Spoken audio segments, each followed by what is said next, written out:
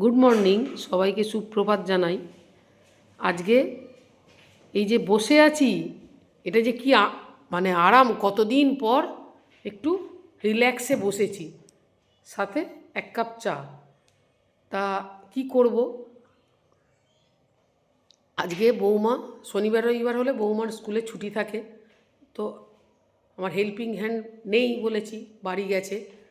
প্রচণ্ড কদিন খাটাখাটনিও হচ্ছে, এমনিও শীত দ্বারাই আমার অপারেশান, এমনিও আমার পিঠে পিঠে খুব ব্যথা হয়, কোমরে যন্ত্রণা হয়। তো আজকে বৌমা বলল যে তুমি আজকে বসো বসো, আমি আজকে রান্না বান্না করছি। তো আজকে ও রান্না বান্না করছে, আর আমার শুধু আজকে একটাই কাজ, রাত্রেবেলা পিঠে পুলি বানাবো।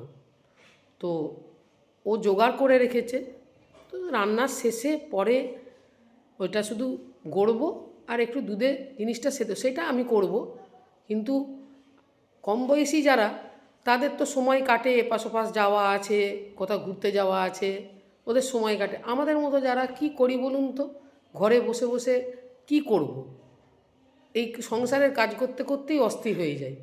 তো একদিন কেউ যদি রিল্যাক্স দেয়, মনে হয় বাবারে, মানে কি আরাম। আপনারাও নিশ্চয়ই এরকম রিল্যাক্সে কেউ দিল, মেয়ে বা বৌমা যদি কেউ বলে যে আজকে আমি করছি, তুমি একটু রেস্ট নাও, নিশ্চয়ই ভালো লাগে বলুন? আপনাদেরও নিশ্চয়ই লাগবে। তো আপনাদের কীরমভাবে এরম একদিন রিল্যাক্স পেলে কতটা ভালো লাগে আপনারাও জানাবেন অবশ্যই।